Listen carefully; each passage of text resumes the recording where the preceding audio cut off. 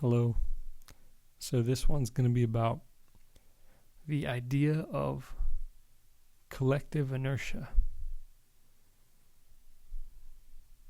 So there's a tendency in human perception to speak of the collective as though it's something outside of you, outside of us, a force we must struggle against or bend to our will.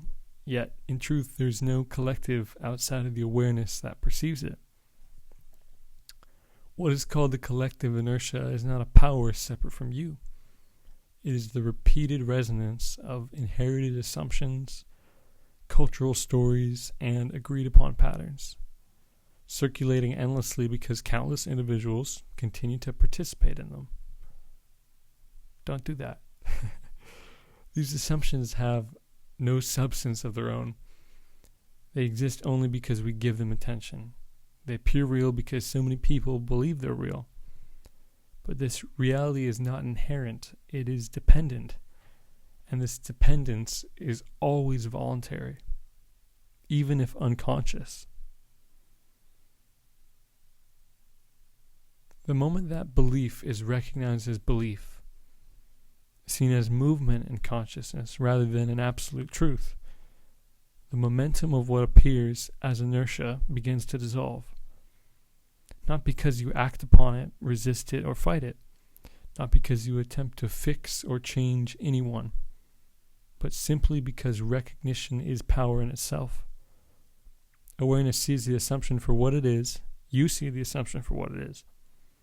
And in that seeing, the assumption has nowhere to persist. Being does not need to intervene. Being is not something that moves or enforces order. It is always whole. It is the ground in which all patterns arise, and it does not require effort to maintain itself. When this is understood, the approach to what is called the collective transforms entirely.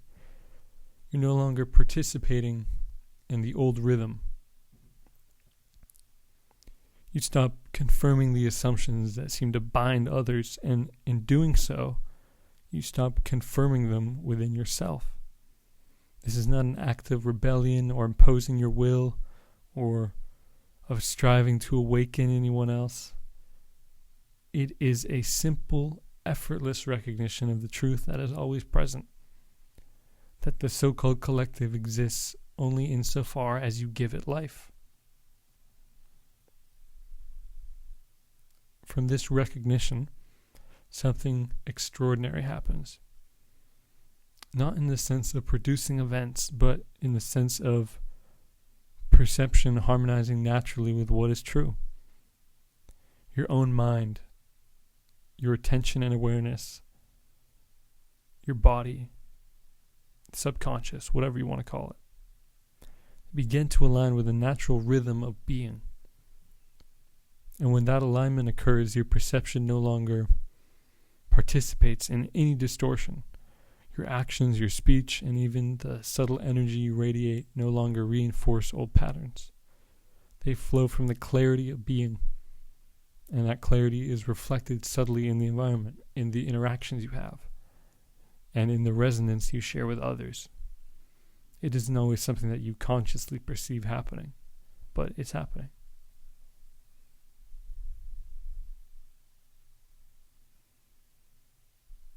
It's not a manipulation or an imposition. It is living, breathing illustration of truth. By no longer participating in the repetitive illusions, by no longer confirming the patterns of fear, separation, scarcity, or identity, you become a reference point of clarity. Others may sense it not because you intend to influence them, but because presence itself is always communicated. When one person ceases to uphold the illusion, that ripple touches everyone around them, sometimes subtly, sometimes profoundly, but always naturally, without effort.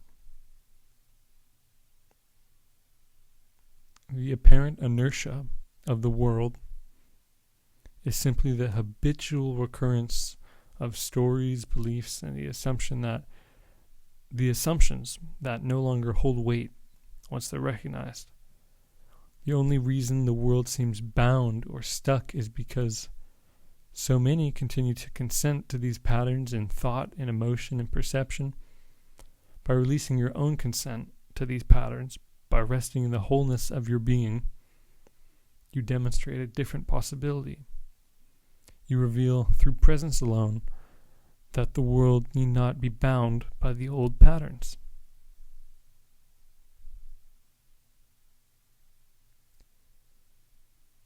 It is important to understand that this is not about changing anyone,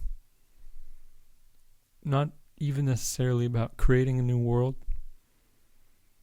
It is about stepping out of the old pattern in yourself. The collective is made of individuals, and each individual is a mirror of being. When one mirror stops reflecting the illusion, the reflection is incomplete. And as more mirrors cease participation in some way, what was once perceived as unchangeable rigidity and just the way things are begins to feel fluid, subtle, and responsive. And that's how change can happen. You don't push the world. You don't attempt to convince anyone or enforce alignment. You simply stop confirming false narratives. You recognize the assumptions for what they are, temporary ripples on the surface of your awareness. You cease identifying with them, and you cease reinforcing them. In this ceasing, the apparent world shifts naturally, not as an effect of your action, but as a consequence of your non-participation in the illusion. This recognition is not effortful. It is not a technique or a practice. It is the simple, intimate acknowledgement of what is. That being is whole, complete, and unbounded. All else is appearance. All else arises and passes within awareness. And none of it has substance outside of consciousness itself. If you embody this clarity, embody yourself, what you once called the collective inertia, or whatever definition you'd like to give for all the ideas and concepts and actions that are out of alignment with your being, no longer has a hold. There's no external enemy, no struggle, no force to overcome. There's only the effortless recognition of what always is. And in that recognition, the environment, your surroundings, interactions, and the resonance of others begins to reflect that clarity. Because everything in form is, at root, a movement of awareness, a movement of you. You do not do anything. You do not attempt to reroute, manipulate, or impose. You simply cease to consent to what is not true. And then the natural harmony of being flows through the apparent form of yourself. From that harmony, others may feel the presence of what is real. They may glimpse clarity for a moment, or they may feel it ripple through subtle interactions. This is not magic in the sense of events being created. It is magic in the sense of perception, alignment, and recognition naturally manifesting coherence. The golden thread through all of this is simplicity. Stop participating in what is false. Rest in what is true. And let presence do the work. This is the deepest and most effortless way to live. This is the way that dissolves apparent collective inertia. This is the way being expresses without interference. And so in truth, there is no resistance, no struggle, no need for effort. The collective has no power apart from the consent of its participants. When you, even as one, release that consent, You become a living demonstration that the world is not bound by the old story. You become a window into clarity that shines its light to everyone. You do not seek to influence, and yet influence flows naturally through your presence. You do not act to create change, and yet coherence emerges whenever attention is aligned with truth. It's not an event to wait for, not something to hope for. It's not a path to climb. It is simply recognition, non-participation in illusion, and the natural reflection of being. And in this reflection, the world no longer appears inert. It flows effortlessly, beautifully, and always in accordance with the truth that is already here and with you. I love you very much. Hope you enjoyed listening to my words. Repeated myself a bit, but I hope it helped convey the point.